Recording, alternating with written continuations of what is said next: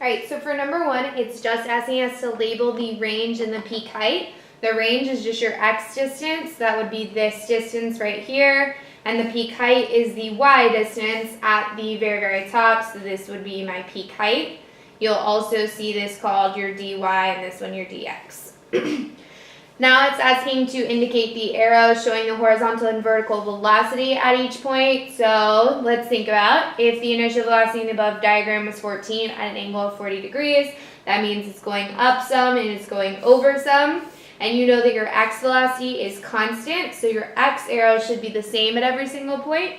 Your y velocity is not constant. On its way up, the y velocity should be slowing down or getting less. And then at the top, your y velocity would be 0, so it shouldn't be up or down at this point.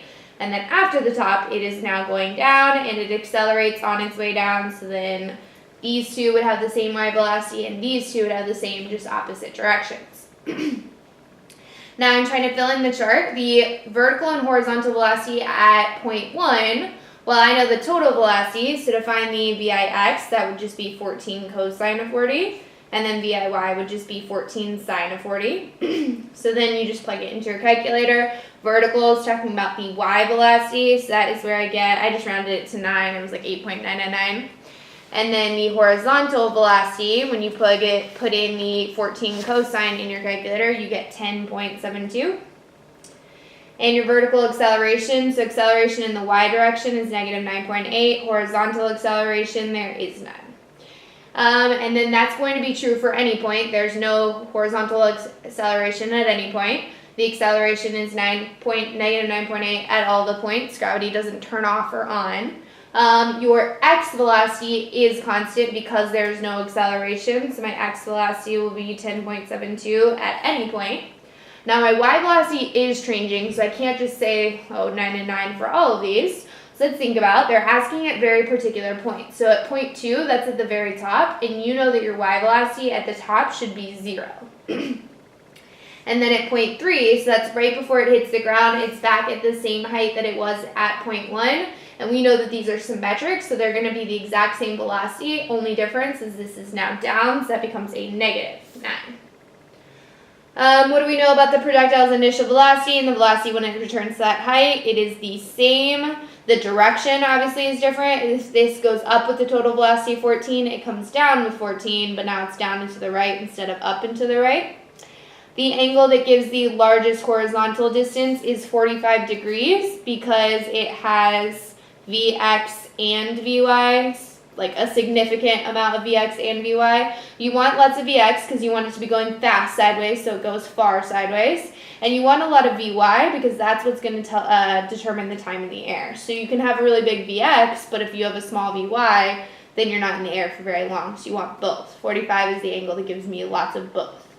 The angle that would be in the air the longest, well, y determines time. So the longest in the air is the one that goes straight up and down. So that would be 90 degrees because that's all y velocity. It's not wasting any of its velocity in the x direction because y determines time. I have 2 projectiles. One's launched at 25 degrees, one's launched at 65 degrees, at the same velocity though, so it's only the angle that has changed. The one that has a greater horizontal velocity would be the 25 degree because it's 25, this much lower angle gives a lot more x velocity than y velocity. Whereas the 65 degree is launched up a lot more, so it has much less x velocity, but it has a lot more y velocity, so it has a greater initial vertical velocity. The one that's in the air for a longer time, well, y determines time, so the one with greater y, which is 65. The one that reaches a greater max height, again, is determined by the y velocity, so still 65. The one that lands farther away, so that would be your range. So range is a little bit trickier because it depends on both x and y. In this case, 25 plus 65 adds up to 90, so they have the same range. And the one that lands with the faster velocity will also be the same because whatever velocity it goes up with, it will come down with that same velocity. It'll come down at a different angle, so this one will have a greater x velocity and this one will have a greater y velocity, but they'll have the same total velocity when they land. 8, a projectile is launched at an angle at the maximum height. What is the vertical velocity? So Vy is 0 at the top. And we know the horizontal velocity is constant, so it's the same Vx as earlier in the problem. So whatever you got for the x velocity, that is going to be the x velocity at that point. There's no y velocity at the top, so it is only x. Number 9 is asking if a ball rolls off a table at 8 meters per second and another rolls off the table, so the same table, but at 16 meters per second, which one hits the ground first?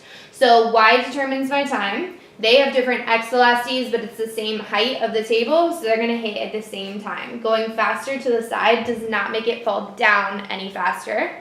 And what if the ball weighs 3 times more? Well, if this one has much more mass, it's still at the same time because mass does not affect it. As I showed you guys with the paper like crumpled up or flat, air resistance affects it, but we don't take into account air resistance, and even if we did, mass is not the same thing. So weight should not affect it. From the top of a 45-meter cliff, a group of soldiers fire a cannon horizontally, that means to the side, and they fire it with an initial velocity of 120, so that would be like my x velocity.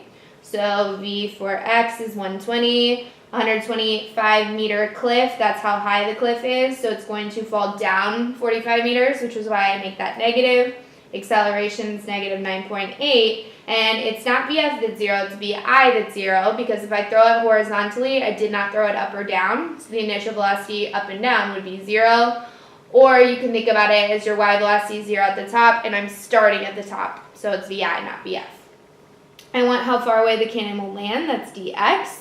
And before I can find dx, I need to find time. So d equals vit plus 1/2 at squared.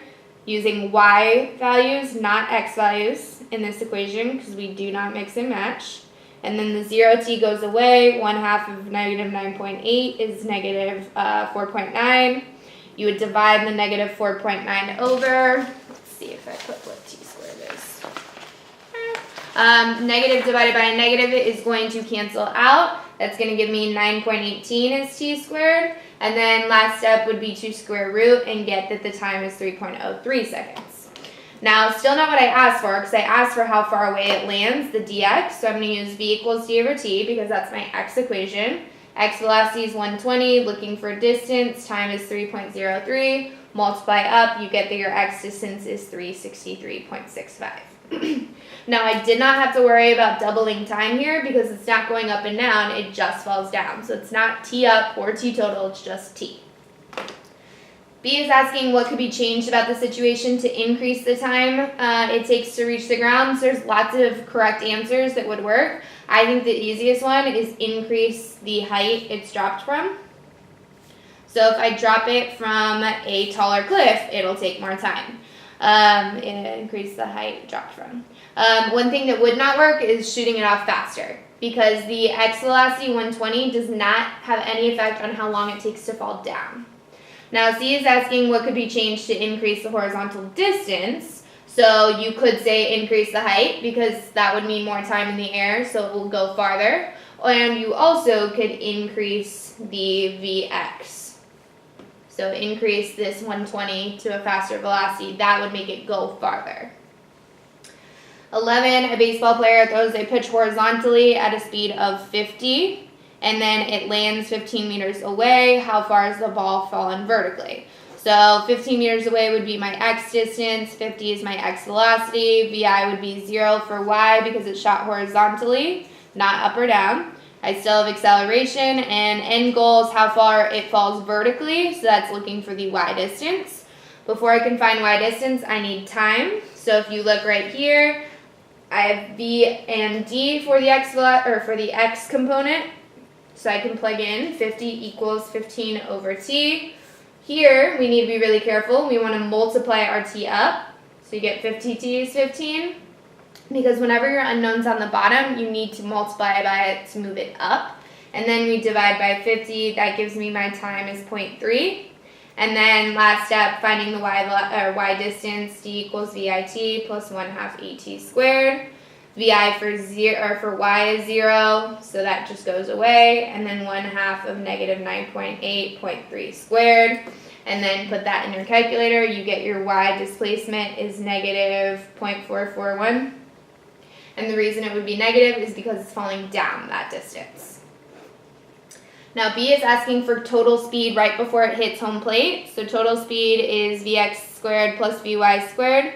To get my total velocity squared, just Pythagorean theorem, where your like A and B side are your x and y velocities, and the total velocity is your hypotenuse. We know the x velocity. It's still going to be 50 because your x velocity is constant. We do not know our y velocity right before it hits the ground. We know the y velocity at the beginning is 0, but that's not what I'm asking for. So we're going to use the Vf equals Vi plus At to find the y velocity right before it hits ground.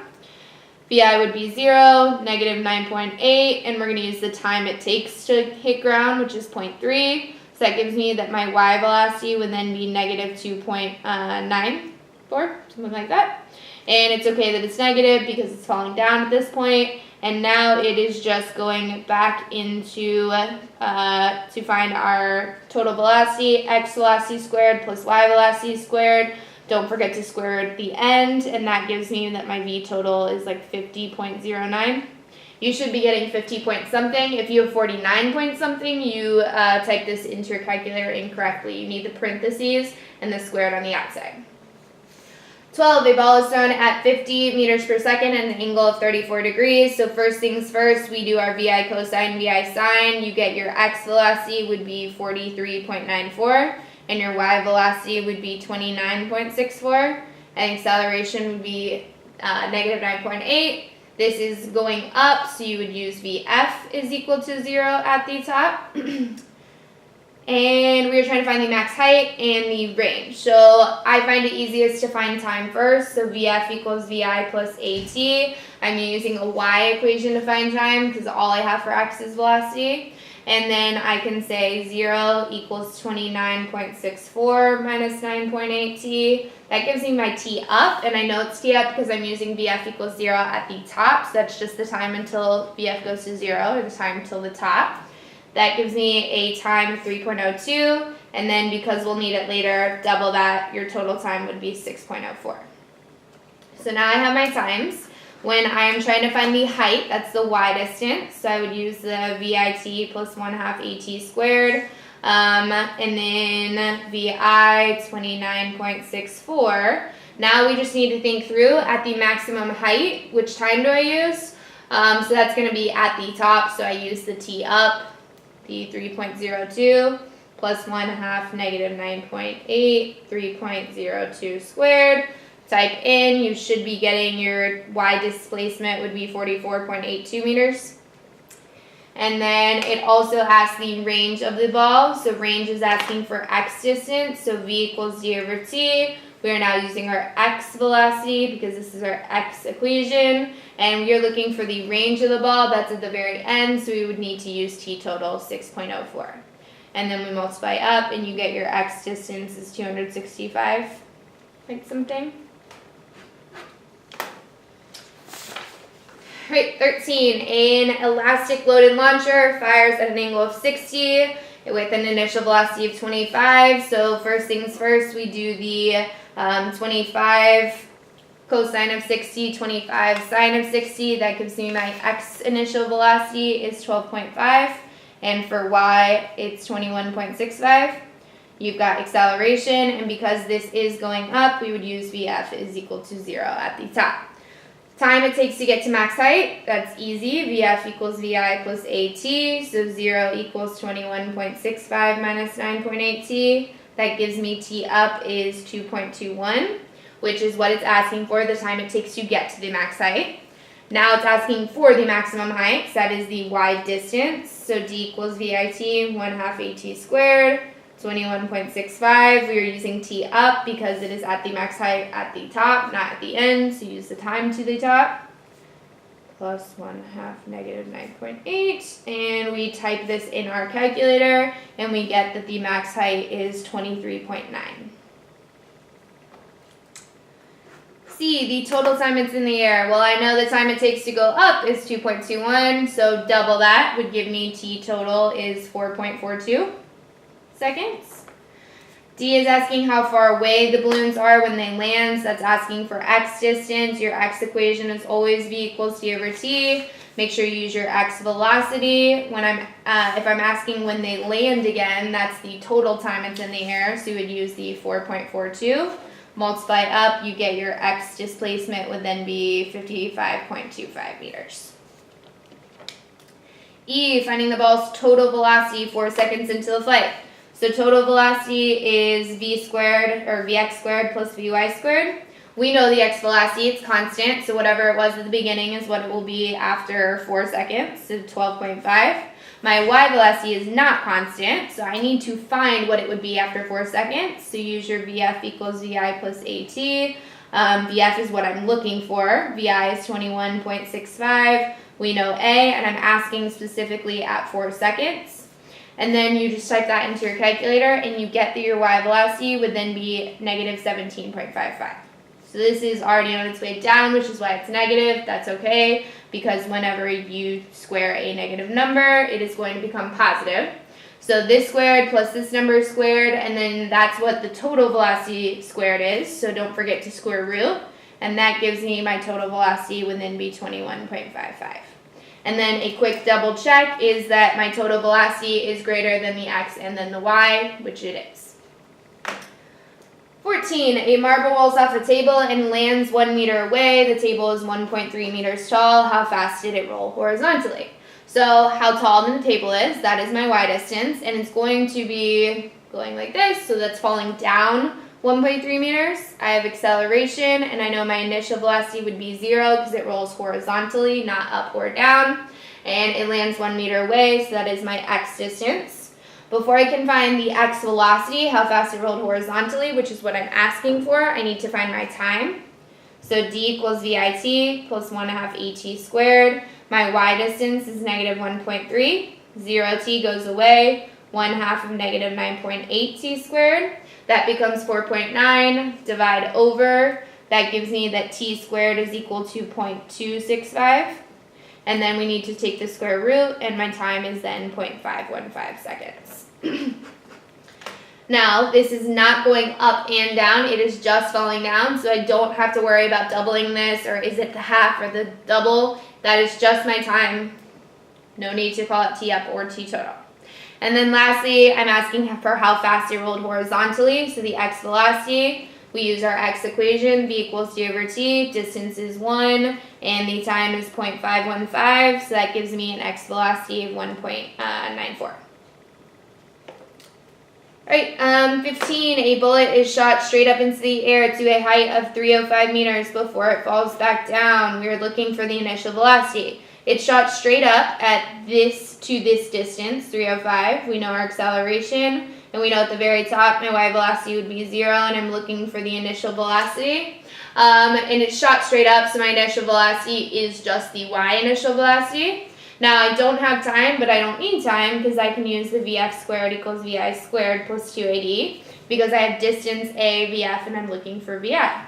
So then 0 squared equals vi squared plus 2, negative 9.8305. 2 negative 9.8305 is negative 5,978 equals 0.